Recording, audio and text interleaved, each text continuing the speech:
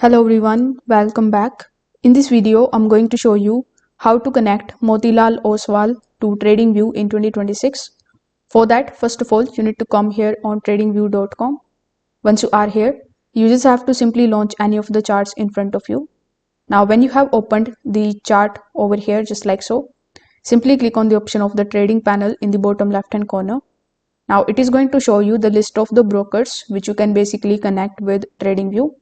Among these options, you will see in the first row, the last option would be Hope, Motilal Oswal.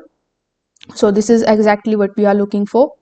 You can also use the search bar on the top right hand corner of the screen. Then you can just manually search for Motilal Oswal.